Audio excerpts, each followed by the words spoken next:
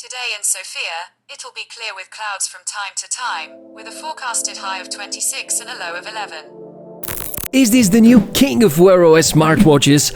The best-in-class processor, amazing battery life and the unique dual-layer screen? The Ticwatch Pro 3 is here and it rocks. Let's inspect.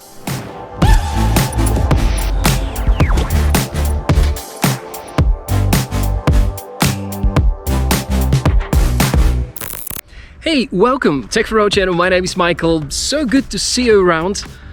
The Ticwatch Pro 3, and it has an embedded voice memo app, which right now I'm going to use in order to test the microphone quality. So already recording this with the Ticwatch Pro 3, and that's the kind of quality you could expect from the microphone. I'm super happy that we finally have a Wear OS based device with terrific performance and decent health tracking features. It's a very serious upgrade to the previous generation, looks to be one of the contenders for best smartwatch of 2020 or even 2021. Disclaimer, I've been wearing the device for the last 10 days, 24/7, and good to know that by the time you watch this video there might be some extra improvements and features enabled. The smartwatch is perfect choice if you need style, features, good battery life, and proper sports, activity and health tracking, and it's also the first Wear OS device that I test with excellent capabilities for sleep tracking, which are on top very precise and accurate. Starting right away with the price and the closest competitors, $299 launch price. That puts under a lot of pressure the Galaxy Watch 3, launched a month ago for $100 more. Not to mention Apple Watch series or the Suunto 7 with Wear OS and price tag of close to $450. Considering the new health and sport features, Ticwatch seem to take now on even some of the Garmin customers, and I'm eagerly looking forward to see what you guys think about that. In short, this is a smartwatch with great build quality and a lot of innovations, and he's trying to make the point that premium smartwatches can be rather affordable, or at least not that much out of budget reach, especially when we talk about higher-end models. Let's take a closer look and get it out of the box. The Ticwatch Pro 3 seems to keep some of the marks of the predecessors, but upgrades the usability in any possible way. The first thing I immediately notice is that significant improvement of the design. Yeah, some of the accents of the original Pro series are notable, but it's now slimmer and feels more premium. Mobvoi say that they've made it thinner by 0.4mm, 29% lighter, and on top they managed to add 40% larger battery. The strap is also very different, skin-friendly silicone band with orange padded sticking, looks great, and if you don't like it, there's quick release and you can replace it for any 22mm band that you prefer. There are some changes on the rear end, 12 LEDs to increase the accuracy of health tracking, we're going to cover that in a moment. There's a lot to say about it, just teasing you with blood oxygen saturation, stress monitoring and even breathing exercises. Very intriguing is the display part.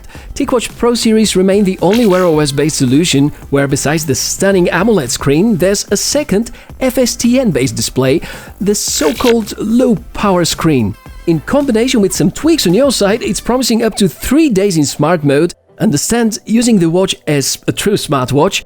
Optionally, in case you figure out, oh, there's not enough battery left and I don't have my charger around, then you can switch to the enhanced essential mode, still keeping record of your steps and giving up to 45 days of battery life. Let me be more specific about the rest of the tech data.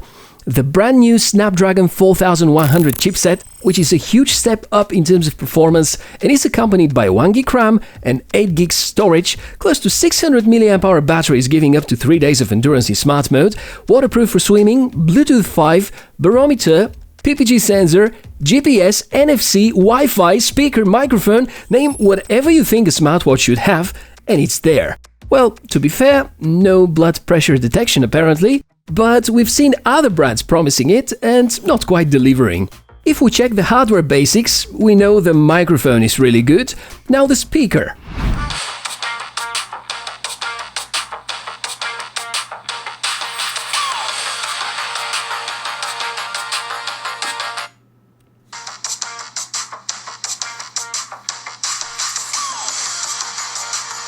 After this demo, yes, phone calls are supported, quality is great as long as you're not too far away from your phone because of the Bluetooth transmission.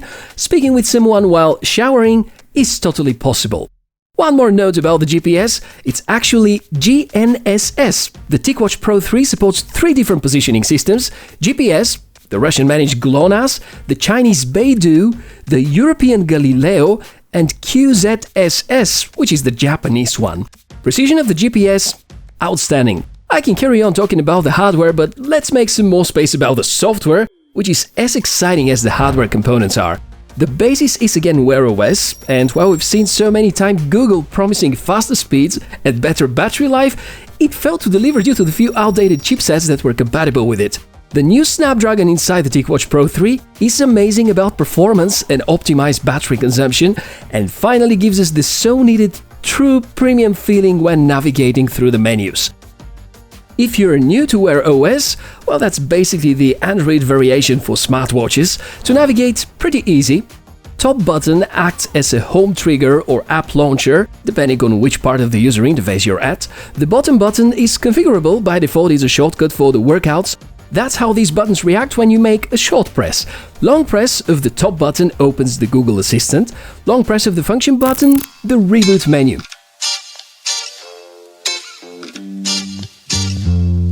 Swiping actions also play an important role. Swipe right and you're again seeing Google Assistant. Swipe left and you go through your favorite tiles. Swiping down is accessing the quick toggles. And swiping up, showing you the notifications. If you want to learn more about Wear OS, the watch has fantastic demo mode to teach you about all that, and it's anyways the first thing that you're going to be guided during the first time setup. Honestly, this is the most boring part about the Ticwatch Pro 3 because, let me show you, Tic Health, your fitness status at a glance, exercise info, HR info, oxygen saturation data, and such a detailed summary if you're sleeping. Yes, you heard me right. Finally, there's a Wear OS smartwatch with decent sleep tracking, maybe even the best I've seen until now. Not only you have your HR measured, the AI compares it to the previous days and lets you know about possible deviations and giving you recommendations. Also, your blood oxygen saturation is being tracked from time to time. You can check each of the sections independently. There's the Tic Pulse, showing graphics of the current and the past days, and again performing analysis. There's the Tic Sleep to show you only the data concerning night habits, if you sleep at night. And there's the Tic Oxygen. The latter two options are extremely precise thanks to these 12 LEDs stacked on the back of the watch. SpO2 is an estimate about the amount of oxygen in the blood. Normal SpO2 values vary between 90 and 100%. Low-level SpO2 outside this range means people might have health issues. Just a recommendation, you can Google about the relationship between SpO2 and COVID-19, and fingers crossed you to never experience it, but seeing SpO2 dropping below 90 means that something with your body is not right, so better check with a doctor. That's not all of it. App full stress measuring level, based on the tasks I had to perform these days. Yeah, seems to be not too far away from the reality. If you feel overstressed, Ticwatch Pro 3 has you covered. There's the Tic Zen app. Looks like you have to stay calm for a while, and I guess this is not in my personality. You can also exercise breathing, because yeah, the reality of always having to do something makes us forget about the basics. Finally, good integration of that. You're reminded to breathe in by gentle vibrations, and then given the time to exhale. There also is an app to measure the sound level around you. Could be good to figure out what's the noise level that some appliances at home generate. And here's something new and dope: voice memos. Let's press record, and I'm going to say the following: please subscribe to my channel. And the cloud-based AI function downloads the file to the phone, converts it into text. Currently only a few languages are supported, but more seem to be on the way. This feature can be invaluable, and you can use this even to record and transcript interviews. This time, a major software topic are the sports. I managed to count 13, each one of which is highly configurable and precise. Some of them have support for GPS, and remember we mentioned barometer? Mountaineering is the easiest way to see it's involved. Sport activities are conveniently grouped into a summary screen, and because there's another extra app called Tic Motion, there also is the possibility to automatically recognize and start a tracking activity. Just like what the Galaxy Watch series keep on doing since a while. Not only that, but thanks to the low-power screen, which is visible in daylight and even better visible under direct sunlight, there finally is integration of the Tic Exercise app, and now you have real-time information about your current activity and the screen is always on. Means two things: First, you can count on seeing your heart rate at any point of time while doing sports.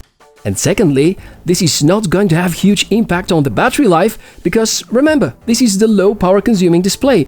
Never had the chance to measure the operation time of sports with GPS on, but I assume the autonomy time will be quite good, and in that sense, feels like Ticwatch are ready to take on Garmin, or at least part of the users that they target. Besides all these Tic apps, the Google ecosystem is of course here, and it's full of glamour. Google Maps, Google Pay, Google Fit, you have them all. The smartphone app is also quite important, and Mob Voice seem to have worked a lot on bringing decent experience. Besides the countless info you're gonna find about health and fitness and performance and exercises, which again, one of the most details I've ever seen, there's a fantastic watch face market, something that Play Store never managed to properly offer, and in here there are numerous watch faces that you can get and apply on the watch with a few taps. Did I discover issues and did I manage to find areas of improvement? Sure, the first one is not entirely on Mob Voice plate, since it's Wear OS bound, but there's no proper night mode, and sometimes while sleeping the backlight of the screen may turn on. There's of course a workaround, the so-called cinema mode. During sleep time, sure, we do have dreams, but it's not exactly something that we call going to the cinema. The other thing I so much wish to see as an option, and now seems to be doable more than ever, simplified way to transfer files, because the current options to copy music or pictures to your smartwatch are quite strange and limited. So, at the end, now we need to summarize what we've seen, right? A couple of weeks ago I suggested that the Galaxy Watch 3 by Samsung may be the new king of smartwatches, simply because I had no idea how good and brilliant the Ticwatch Pro 3 is. The first device based on the latest Snapdragon 4100 series, and it rocks. Good looking, with pair of amazing displays, and the Tic app ecosystem, which has gone a long way in the last months. Best and most useful Wear OS smartwatch ever? I think we can easily say yes. But now it's you to say what you think of the latest member of the Ticwatch Pro series. If you like the watch and you want to get your own, check the description below for the best deal I've found for you. If you find the video useful, please give it a like. My name is Michael and subscribing to my channel means a lot, and it would be great to see you soon in the next episode. Have a great day. Bye.